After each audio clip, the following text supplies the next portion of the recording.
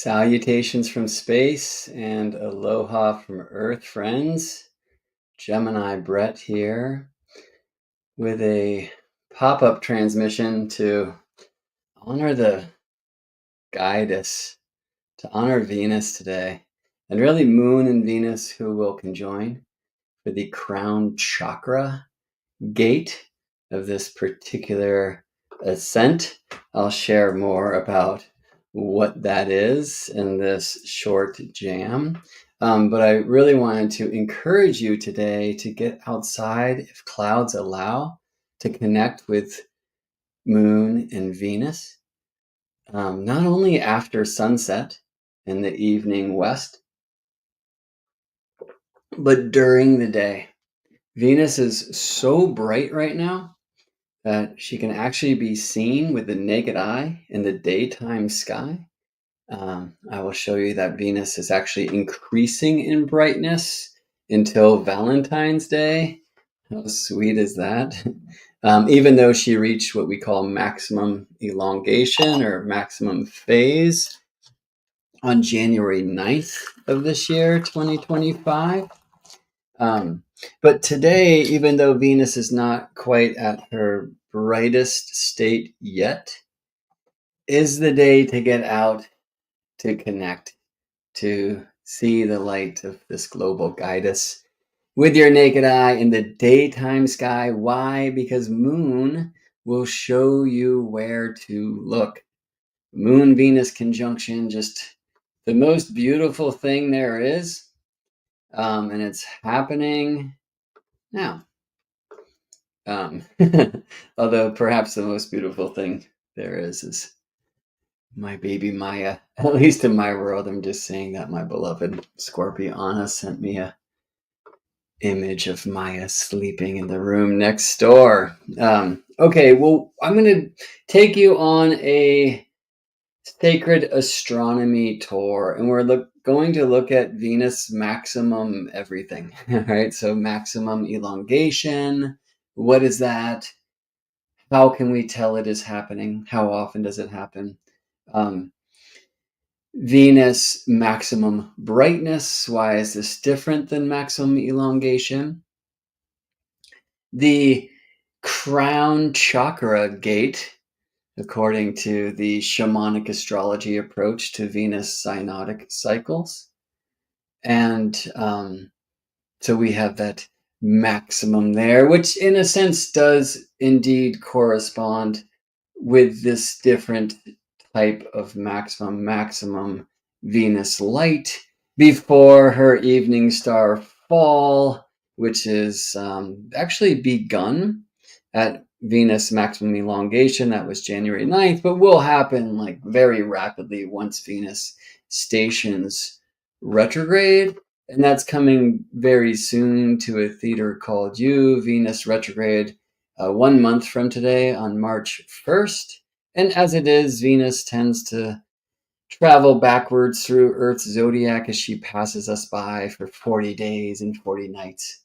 Typically, it's more like 42, by the way. But anyway, Venus will conjoin the Sun, Venus Cazimi, Venus between Earth and Sun, so the retrograde Venus-Sun conjunction on March 22nd at 2.5 degrees tropical Aries, so just after equinox time. And then Venus will station direct on April 12th, 2025, 25th degree of tropical Pisces. She was there quite recently, so for those of you who play with like retrograde shadows, we're in that time now. But also 25 Pisces is very close to 27 Pisces, or 26 plus, and that is traditionally the degree of Venus's exaltation. So I'm going to show you an amazing thing about what I feel is the sacred astronomy key to Venus's Pisces exaltation, why we're experiencing that now in the northern hemisphere sky, but will even more in 2028. And then that's going to bring us finally to 2044, where we will find these 3 Venusian signs, Taurus, Libra, and Pisces, all indicated for Venus at maximum height, at least in the northern hemisphere sky. All right, would you like to play? Well, before we do all of that stuff, which can just get us locked in the mind anyway, we're going to start by honoring the vision of the goddess. And I am just remembering that on this particular platform, I cannot share music unless it's coming through my microphone. Okay, well, we're going to try that. This is not going to sound the best. My apologies for that. But I really wanted to honor the goddess, and I'll be doing so by hearing both the music of my dear friend Eric Deutsch, actually a cover of a Bjork song, but also seeing a totem that a friend, a wonderful artist, Sienna Dawn, created based upon a particular request I commissioned her to do, I guess 10 years ago now, that really wants to honor the archetypal ascent of the global goddess and this rising of the divine feminine. So I guess to leave my mic open, I have to leave myself on the screen, so I'll just watch along with you. Please open your hearts and shine your light.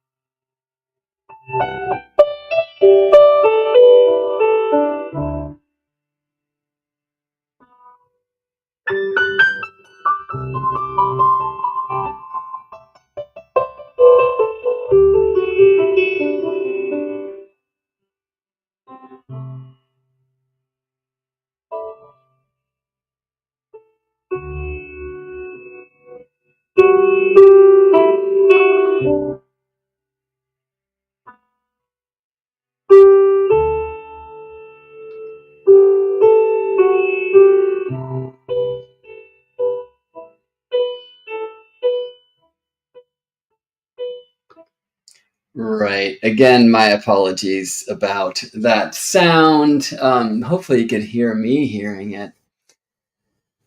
Beautiful song and a beautiful rendition. And I'll return to that image of the Venus star at the end of our short journey today.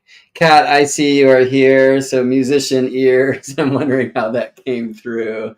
The speakers and the microphone, and Diane says, what the ears can't hear, the heart still finds. Beautiful poetry. All right, well, let's bring this into the heart of the sky. I'm going to share this timeline, and this is something that I create for every Venus synodic cycle, meaning the cycle of Venus with the sun. And it's based upon the shamanic astrology mystery school tradition, the way that Daniel Giamario and Kaylin Castell aligned, I guess, a system of spiritual ceremony to the Venus Sun synodic cycle, and including the moon in the mix. So every 19 and a half months, really 19 months, 584 days to be more precise. Okay, 583.92 days, but who's counting? We are. There is a Venus-Sun conjunction with Venus retrograde, meaning that Venus is between Earth and the Sun, right? So closest to Earth. When Venus passes us by every 19 months, Venus, like a new moon, is renewed in the light of the sun. Now, in the shamanic astrology tradition, now practiced in many places, like the Turning of the Ages Mystery School, Daniel Giamario School, or the Venus alchemy work that is held by Kaylin Castell, Tammy Brunk, Sheridan Semple, and many have taken this and brought it to light in similar and even different ways. But in that tradition, they begin with Venus's heliacal rise, when Venus is first visible in the morning sky, right? So now Venus is evening star. I really hope you are seeing her. This is an encouragement for you to get outside and connect with the powers of the living sky, with the scopes that matter most, and those are your eyes. But hopefully you have seen after sunset in recent weeks that Venus is just blazing as an evening star. Well, this is the end of Venus's time in the evening sky, a vesper that was called in Latin. And Venus will now dive closer and closer to the sun. And when Venus stations retrograde, coming soon to a theater called You, Venus just quite quickly will dive into the beams of the sun and disappear. Now, the amount of time that Venus is gone for as she moves from the retrograde portion of her cycle in the evening sky into the flames of the sun, and then she's reborn as a morning star in the morning sky, that depends on where on Earth you are looking from and which signs that conjunction is happening within. We see this all the way back to the oldest astronomical record known, which is the Venus tablet of Amasuduka from the great Chaldean astrologers. And it has basically this experience, and in this particular cycle that's coming, an Aries cycle, a retrograde Venus Sun conjunction, the sign of Aries, 8 years ago, helped me understand, along with the teachings of Venus star keepers like Ariel Gutman and Julius Simas, that maybe I should actually begin with Venus conjunct Sun, like I talk about new moons, moon conjunct Sun. And the reason why is Venus will disappear for a different amount of times. I actually believe in this particular cycle from locations greatly north of Earth's equator, that Venus, while can join the sun, because she will actually be 8.5 degrees away from the sun by celestial latitude. I believe Venus actually might, while conjunct Sun, be visible in one place on Earth, like Norway, northern Russia, as a evening star, while simultaneously seen as a morning star in places well north of the equator in Canada. Or maybe I had the morning and evening reversed. But regardless, and this would really break a rule that I had learned, which is that Venus is reborn when 10 degrees from the sun. I believe that's a very good global average. But again, it depends on the sign, and it depends on where on Earth you are looking from. And in this particular Aries Venus star point, to use the term coined by Ariel Gutman, in the northern hemisphere experience, Venus will disappear for a very short amount of time. And the further north, maybe the more visible this will be. You need to do some math around that. But if you tune into the Venus tablet of Emma Suduka, you'll see that the time that Venus retrograde spends under the beams of the sun and therefore not visible to the human eye shifts from one cycle to the next. And they knew this thousands of years ago. And in some of the tablet, we see Venus disappearing for only 2 days. And at other star points, to use a modern phrase, for 16. Check it out. Go research the Venus tablet of Emma Suduka. Be good for you. And check it out in your real time, in real life. Be with Venus in the sky. Check in daily from now through April 12th to see her disappear in the evening sky and then reborn in the morning time. All right. Anyway, with Venus in the morning, she then climbs quickly to her greatest height. In this particular cycle, Venus's morning star elongation, which happens after her brightness. The morning brightness was September 19th, 23, and the morning star elongation, October 23rd, 2023. I say that out loud, not only because it's my solar return, but because I know there will be a Venus-Sun conjunction in the first degree of Scorpio in 2026, the Scorpio star point, which will be the last Scorpio star point in our lifetimes if you use the conjunctions rather than the heliacal rise. And now I know I'm speaking very technically here, so I apologize if this is something you have not yet been initiated into. So Sharon writes here, with Venus heliacal rise, I'll be in Portugal to be with her. Wonderful. Sharon, I encourage you to start looking well before. You might be told Venus will first appear. I believe she'll appear probably up to 5 and maybe even 6 days before, 10 degrees away from the sun.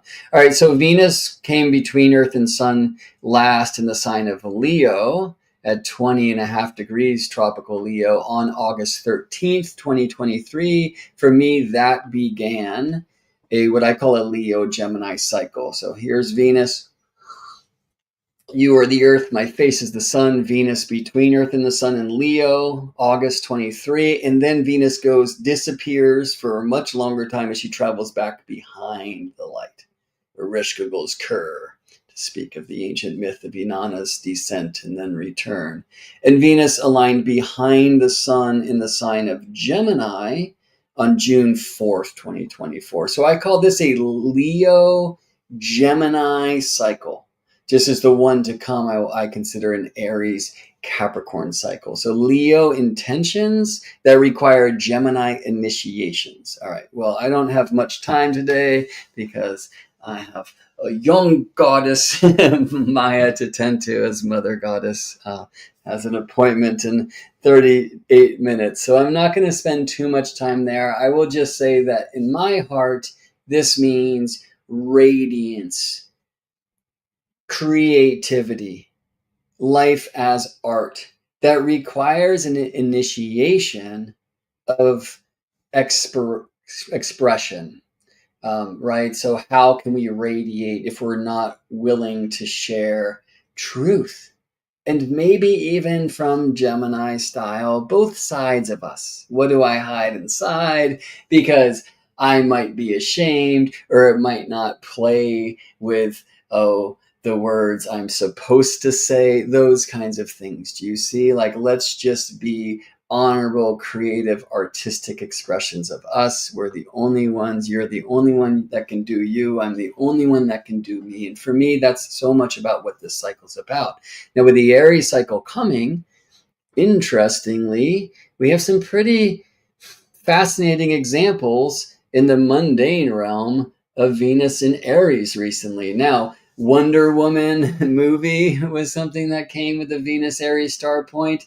If you're familiar, and I'm dating myself, with She-Ra, the sister of He-Man, Venus Aries star point when it was originally created, and then when it was recreated. Wonder Woman, the first superheroine, I believe, at least in comic books. When the first comic came out, also Venus and Aries cycle. But think about how much in 8 years ago in 2017, moving from a Leo star point to an Aries star point, we had serious activation of the Aries feminine, and I think that's happening now. And so perhaps in StarryTelling Hour, hopefully you know that I'm live every Wednesday, miércoles, Mercury's Day, at 11:33 a.m. Pacific time.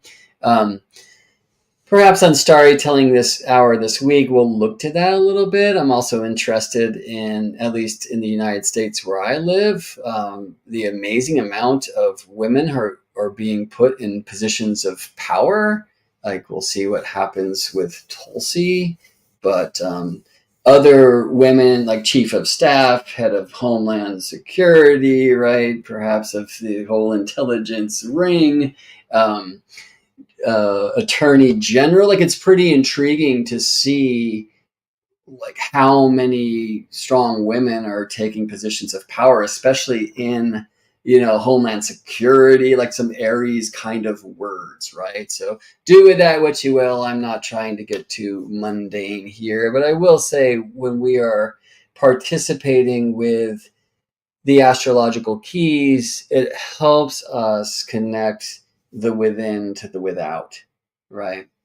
And the work to do is in here, right? And may our inner work reflect our experience of the outer world, and perhaps the outer world itself. Okay. Well, if you're seeing this on a full screen, maybe you're able to read these different chakra color coded dates. The general idea is this. Oops, I disappeared. Sorry. That Venus, that's a morning star, quickly rises to her evening height and then very slowly descends. It takes months, about 9 months really, with Venus visible as an evening star. And she picks up speed after she stations direct. And finally, she's like closing the space between her and the sun, right? So this is the horizon at sunrise, and Venus is falling. The fallen angel, morning star Venus was called Lucifer, which means the light bringer. Why? Because Venus rises and then the light, the sun rises, you see? And this is the fallen angel, this time of Venus as a morning star. Now, about every month, the moon comes by, and that beautiful image of a crescent moon Venus conjunction, right? And in the shamanic astrology mystery school tradition, or the turning of the ages mystery school tradition, these are called the moon gates of Venus's descent. And as we descend, we start with the crown, and then we get down to the third eye and the throat. And for those of you who are familiar with the descent of Inanna, like the oldest story that really we know of written or chiseled, these would relate to the holy adornments, the sacred me that the Queen of Earth Inanna, Queen of Heaven and Earth Inanna, must remove as she descends through the 7 gates into her sister Ereshkigal's Kur, the underworld, right? So first comes the crown, and then the earrings. I like to say the bindi, third eye, and then the double-stranded lapis lazuli necklace and the golden breastplate and such, right? And they seem very clearly to correlate with the human chakras. And in this system of ceremonial connection, what we do is, with each of these moon-Venus conjunctions on the way down, we work on clearing the clutter, right? So I have about a month to clear my crown, and then my third eye, my throat, like that, right? We go through a period of Venus's disappearance that's like 2.5 months long. That's shown here in gray, and in bold, the shamanic initiation, the exterior conjunction. Again, that happened in this particular cycle in Gemini on June 4th, Venus behind the sun, right? And that's in the midst of Venus disappearing for like 2 to 3 months, depending on the cycle, depending on where you're looking from, right? So we just don't get to see Venus. And then she's reborn in the evening sky in this tradition and many others, using 10 degrees separation of Venus and the Sun. And if we do, then Venus's heliacal rise as evening star was July 10th in this cycle.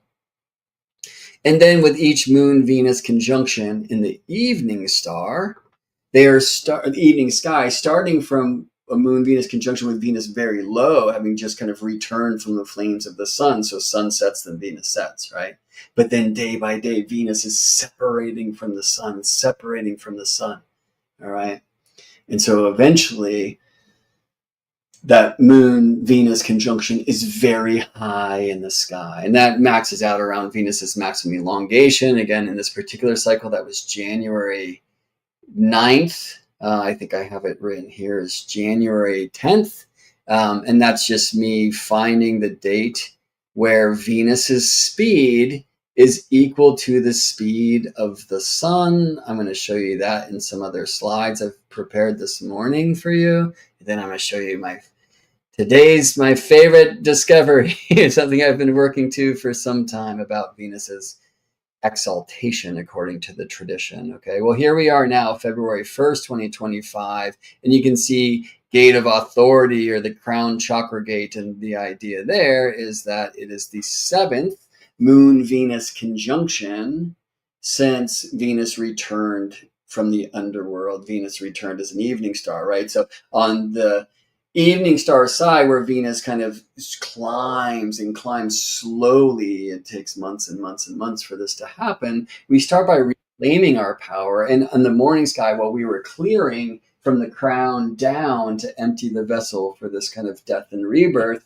now we are reclaiming from the ground up, right? Starting with the root chakra. So here we're releasing root fear, and here we're reclaiming root groundedness, you see?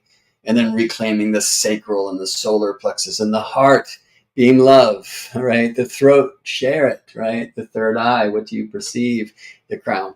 And so today, at least according to this tradition and this particular ceremonial participation with this great cycle of Venus, Sun, and Moon, it's the time for us to work on fully reclaiming that connection to the divine. And so I very much encourage you to get outside after sunset in the evening time, and to, with your naked eye, really experience that beauty of Moon and Venus together. But today would be a wonderful day, as I said before, to do this actually in the daytime. All right, so this is Stellarium astronomy software. Thanks to them. This I cast for where I live. Sadly, it is super rainy and not opening up. But I cast this for 2:35 p.m. in the Bay Area where I live, and we're going to zoom in. So here's the Moon-Venus conjunction. Now, typically, you can only see these after sunset. We can see the Moon in this phase during the day, right? But it's very hard to find Venus during the day. Typically, that's not possible at all. I was actually told it was never possible, but I learned that was untrue. I went to Joshua Tree, California with a friend years ago to witness one of these evening star Moon-Venus conjunctions, and woke up that morning and went outside and looked to the moon, and there was Venus. And I was just like, what? No way. This is impossible. What a gift. Venus is revealing herself. And I was like, wait, maybe I'm not the only one. And so I asked Nassim, I was like, hey, do you see it? Yes, she said, right? And then we were like stopping people as we were hiking around Joshua Tree that day. Hey, do you see that? And I was taking all of these pictures. And since then, at these times where Venus is at maximum brightness, I have many times documented and, more importantly, experienced and opened myself to the power of witnessing Venus by day. You don't have to be in some dark sky place, by the way, just the clouds need to be open. And while, as I shared before, Venus is actually getting brighter and brighter in the 2 weeks to come as we approach Valentine's Day. How cute. And, I guess it will be the only time in our lives when Venus's maximum brightness coincides with Valentine's Day. So do what you will with that. I have a plan. Anyway, though Venus is not at her maximum brightness quite yet, it is the time to see Venus in the naked sky with your eyes if clouds allow. Why? Because the moon will show you where to gaze. So depending on where on Earth you live, the exact moon conjunct Venus conjunction might happen when they're beneath the ground, but still moon will be close. And I don't know. It's so completely rained here. We need rain in California, so I'm okay.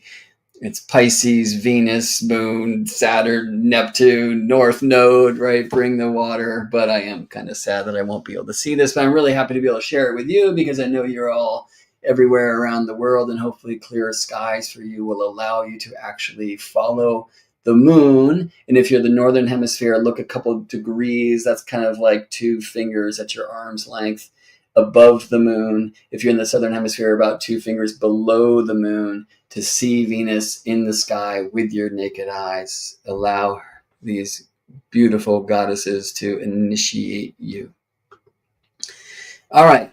Well, Venus maximum brightness, February 14th, Valentine's Day. And I cast this chart in such a way that the sun has just set right here in the descendant, right? This line is the horizon. The sky spins like a clock, at least in the northern hemisphere sky, which we model with these charts, right? So when we see the sun here, it is just recently set. And you can see in this code down below, Venus 5 degrees beneath the ground. I want you to compare Venus's speed about half a degree to the sun's 1 degree per day at this time. Compare their distance, which is novile, 40 degrees, 1/9 of the zodiac, the 9th harmonic, and that's typical for Venus maximum brightness, I have found. And we're going to look at Stellarium astronomy software, who also tells us that Venus's magnitude is negative 4.52 at the time. That's crazy bright. Magnitude is the weirdest system ever. It's not linear, and negative is crazy bright. The lower the number, the brighter. So the only celestial beings in our sky that can get this bright are certainly the sun and then moon, and Venus is the 3rd brightest of the crew. And it is, again, it's February 14th when Venus is brightest. Now, this actually is not February 14th that I'm showing on the screen. This is January 9th. This is when Venus was at maximum elongation. So I just got my slides mixed up, but that's okay. What I want you to see here is that Venus's altitude is 34 degrees above the ground when the sun is 5 degrees below. Okay, that's a very high Venus. Now, the system of altitude is the horizon is 0 degrees. The zenith above our head is 90, right? So with Venus at 34, she's much more than 1/3 of the way above the ground. It's a very high Venus. Hopefully you've been noticing this and even like astonished by this in recent times. Why? Well, Venus is in Pisces. So I'm going to get back to that. That's her elongation. Now, if you live in the southern hemisphere, then Venus's altitude at sunset is not as extreme as it is in the northern hemisphere right now. And in different places in the northern hemisphere, different experiences of this. Okay. This has to do with the way that the signs rise and set. Traditionally, they're called straight and crooked signs. And in the northern hemisphere sky, the straightest sign, this is talking about rising, are Virgo and Libra. I mean, specifically the 0 Libra degree. Why? Think of it. When that sign's rising, that degree, 0 Libra's rising, well, then 0 Cancer's on high. And in the northern hemisphere, that's the highest degree, right? So the hoop of the ecliptic at that time is like very high above the ground. And also, by the way, low. Here's the ground. And so you get this very straight ascension. Okay. But think about when 0 Capricorn's on high in the northern hemisphere, that's like this, right? Where this is like the ground. So that's a crooked sign, 0 Aries being most crooked. Well, 0 Libra most straight in the northern hemisphere, and therefore 0 Aries setting the most straight. And we're going to find a time not too long from now where I think Venus will be in this way most exalted. Okay. Let me put these slides back on the screen. So on January 9th, Venus at this great altitude, 34 degrees above the ground, when sun is 5 degrees beneath. That's like a decent, I don't know, altitude for the sun, -5 degrees for Venus to be visible in the evening star, depending on her brightness. Okay. Well, so here is that January 9th time, and this is Solar System Scope Astronomy Software, a heliocentric model. Here's Earth in our orbit, right? So notice that this is the time when Venus is passing Earth by. Again, that happens about every 19 months, 584 days. Happens 5 times in 8 Earth years, which are 13 Venus years for those of you who are tuned to the golden number and the Fibonacci sequence that will hopefully open your ears. It's actually 8 Hobbs for those of you who have studied the great systems of day keeping in the Mesoamerican traditions. But that's all tales for another time. Okay, I'm going to go from here on January 9th, and then we're going to go to February 14th. And what I just want you to see as I move from January 9th with Venus at maximum elongation, which means from Earth's point of view, Venus furthest from the sun. Okay, so this angle that I'm drawing here, greatest. Now, the greatest angle Venus can ever make from Earth's point of view in Earth's zodiac with the sun is 48 degrees. That's the maximum elongation or maximum phase Venus can ever have. Or literally, like Venus through telescopes looks like in phases, crescents, like the moon. This is one of the things Galileo saw that got him locked up, But anyway, Venus does not achieve that 48 degrees in every particular synodic cycle or cycle with the sun and Earth sky. All right, it's always around 45 to 48, right? So around the semi-square. All right, so let me just click this button, and we're going to watch from January 9th to February 14th. Do you see how much closer Venus is? So now from our point of view, the angle with the sun is actually lesser. So she's less elongated. And look, greater elongation, more crescent, more reflection of the sun. What's the greatest reflection of the sun by the moon? That's full moon, moon opposite sun. Well, Mercury and Venus, because they're the interior decorators, their paths are between us and the sun, they can never get full. All right, they can just go from tiny crescent or not visible to tiny crescent to bigger crescent, right? Think about like Venus can only ever really get semi-square. So go look at what the moon's phase looks like when moon is like 45 degrees from the sun, right? That's kind of like the maximum shape that Venus can make from Earth's skies or in Earth skies, right? But for maximum brightness, there's this kind of weird dance where we want to take the maximum elongation, yes, so largest crescent, therefore reflecting more light, but that also has to be combined with Venus's size, because as Venus is passing Earth by, she's literally appearing larger and larger. She's getting closer to us. Like, I'm larger in your screen now than I was before, right? Like Venus does that. So there's this interesting dance between Venus proximity and Venus elongation from the sun or phase, where we find Venus maximum brightness. I don't know how to do that in a chart. I go to Stellarium astronomy software and just trace Venus's magnitude and just find the date, which in this cycle again is February 14th. It's what you see on your screen. So thanks to Solar System Scope astronomy software for that. Here's February 14th with the sun 5 degrees below the western horizon and Venus here at an altitude of 34 degrees. So you know what? I need to go back, or we can just use these. So Venus maximum elongation here, January 9th. Sun 5 degrees beneath the horizon. Venus altitude 34. Here's that 34. And now I'm in 2028. So, you know, let me just compare these two to one another.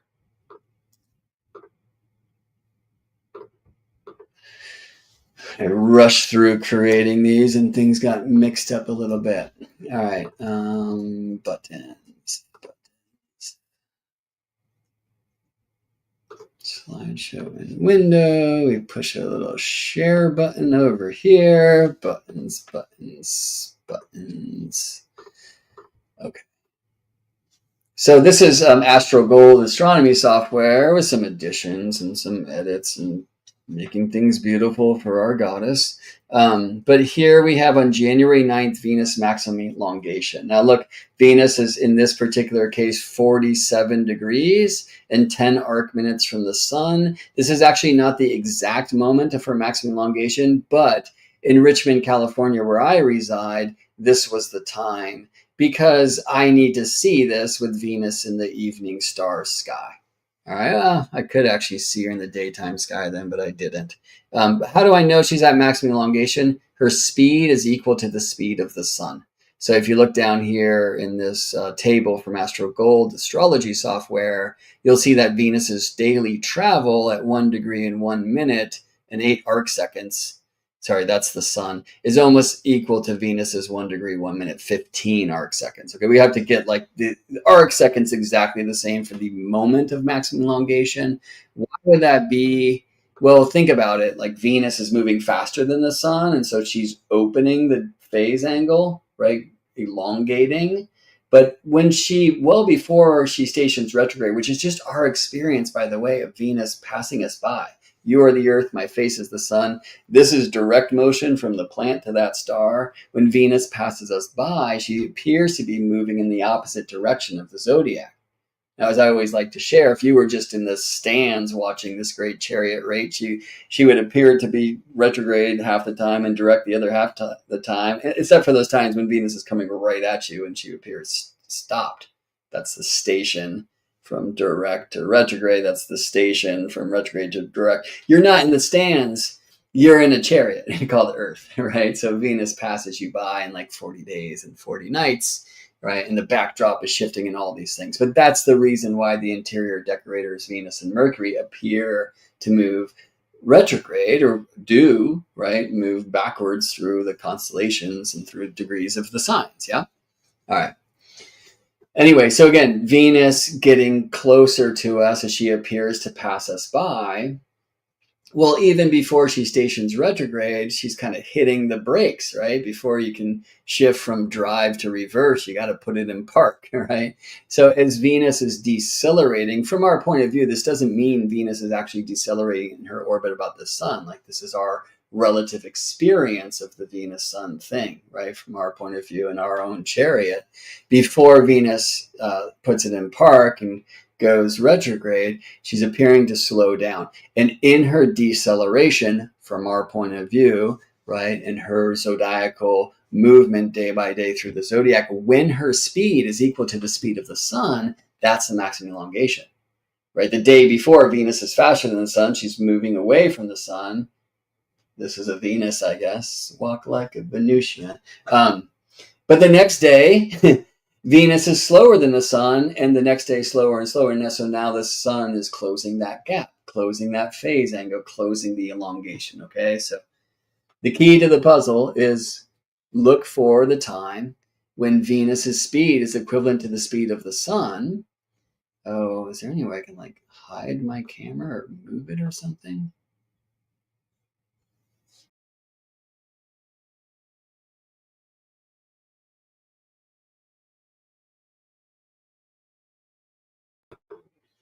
I can, but when I did, I lost sound too. So hopefully I'm back in that regard. Anyway, that was the time when Venus's speed is equal to the speed of the sun. Shouldn't they give me some like other options? There. I think you can still hear me now. And we can see that travel the same, right? So maximum elongation time. Great. Well, let's go from there. We're going to go to February 14th. And, it's something I'm actually really intrigued to see.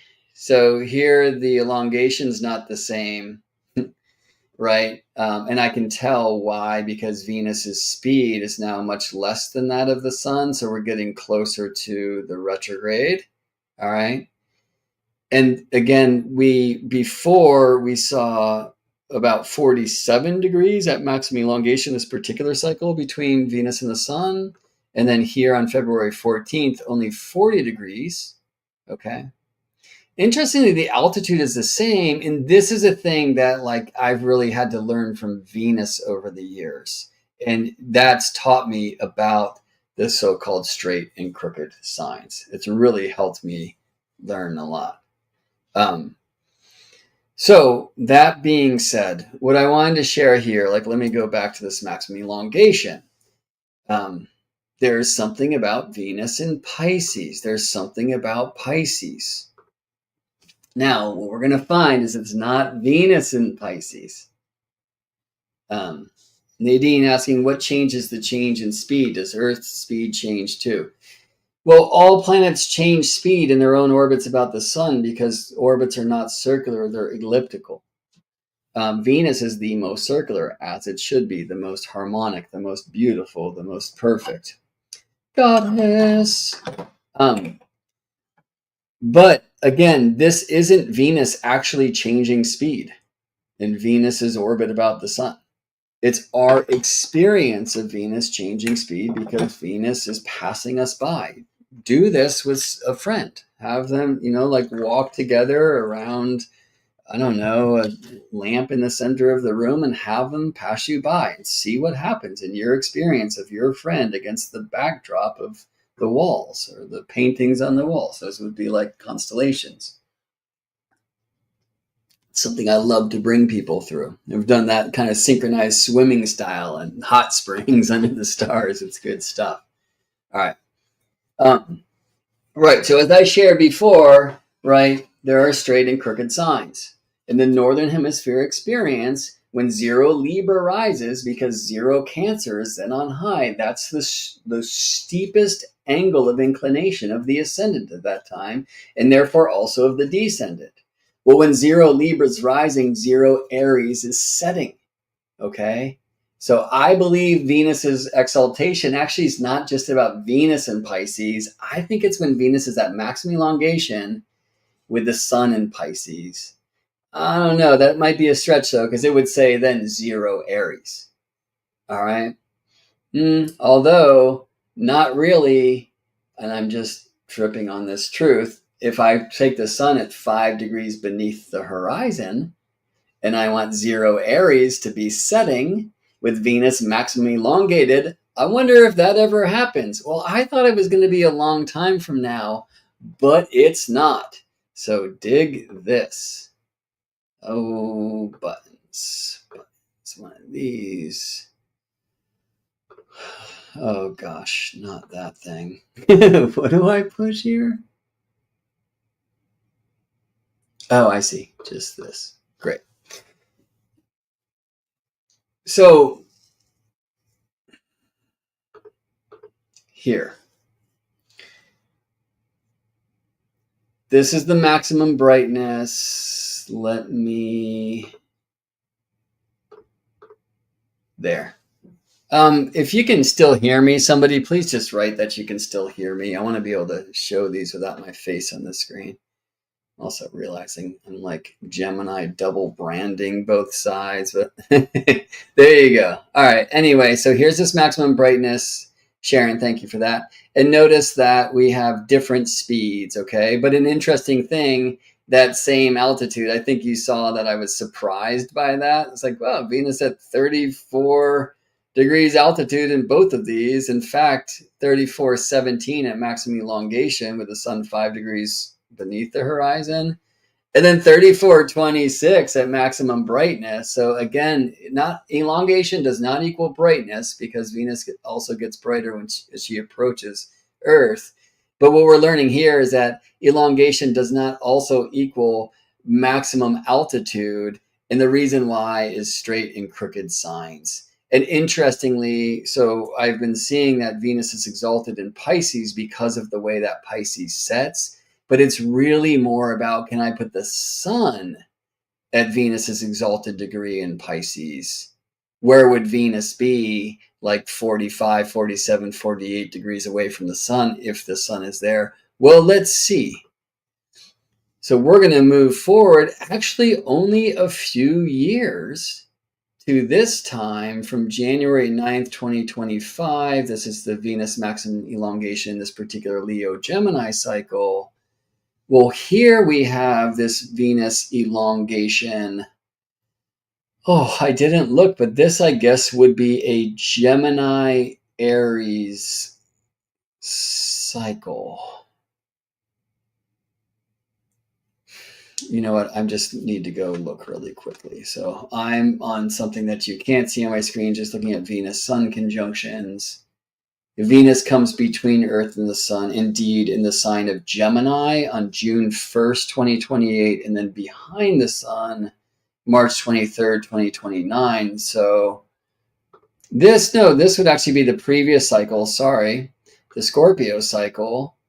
Venus comes between Sun and Earth in Scorpio on October 23rd, 2026. That's why I kind of called out that date before, not only because that will be my solar return, but then Venus goes behind the Sun in Leo on August 11th, 2027. And then before Venus next comes between Earth and the Sun, which will happen in Gemini, conjunct Mercury and Uranus on June 1st, 2028, we get this moment on your screen, okay? Get that on my screen too. Well, some interesting things happening here just after the equinox.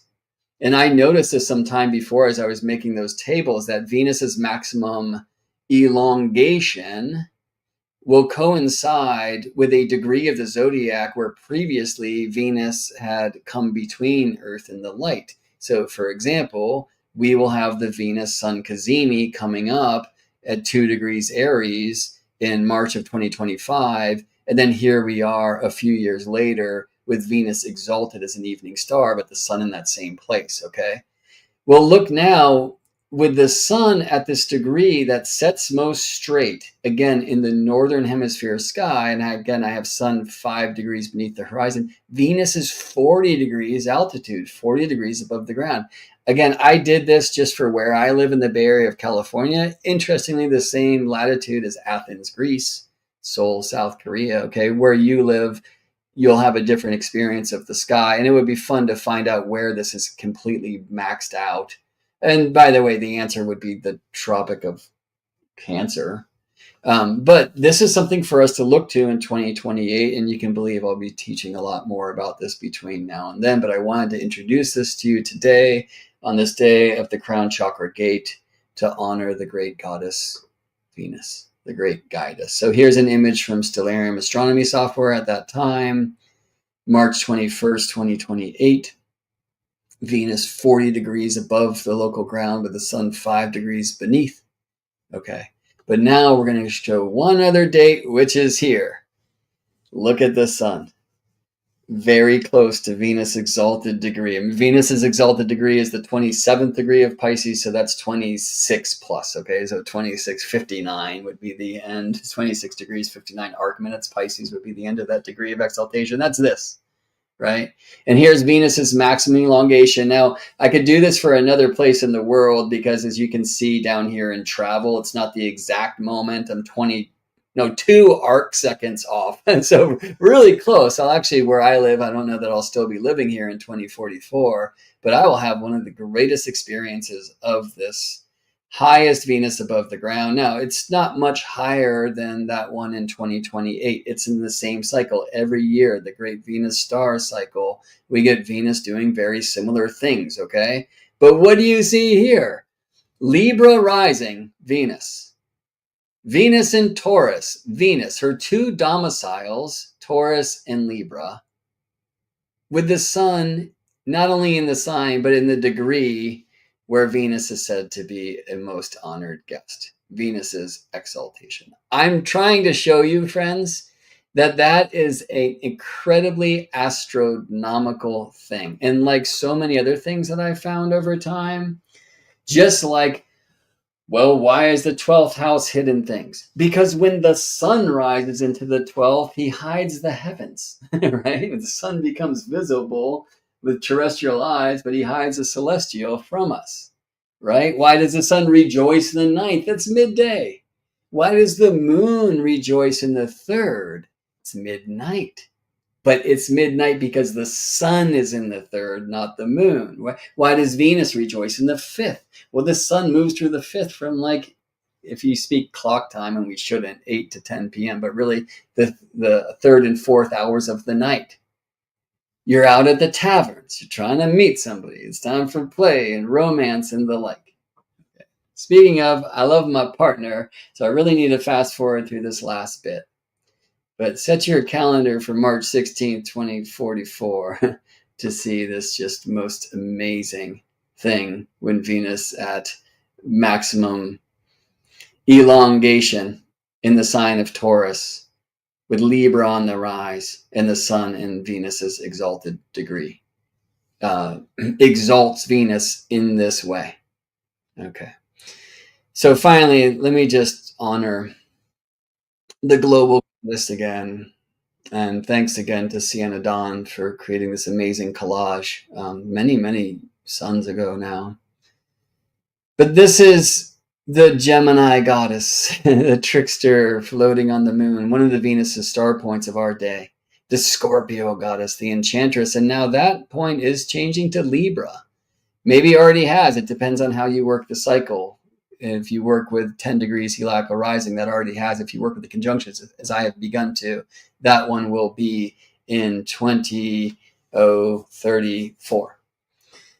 The dancing, elegant Leo Venus goddess, the Capricorn owl-reaching wisdom goddess, and the Aries warrior goddess. A point that actually, too, will soon change, retrograding from Aries back to Pisces, the sign of Venus elongation. All right, friends. Well, this has been a short pop-up from the School of Astrology and some sacred astronomy for you about Venus maximum everything. Maximum elongation, maximum brightness, maximum crown chakra gate, and maximum elongation. I hope you have enjoyed, and I will see you in space. By the way, you can support me by heading over to GeminiBrett.com. You can book readings there. You can offer a donation. You can join the Constellations community, learn all about it. You can sign up for my mailing list, where soon I'll be sending out a mail about a coming Venus Star Point seminar that I will be part of at the Cosmic Intelligence Agency. And if you're in Constellations, and many of you here are, I'll be sending you a discount code for that sometime very soon. Thank you. Bye-bye. Go out and play with the goddess today.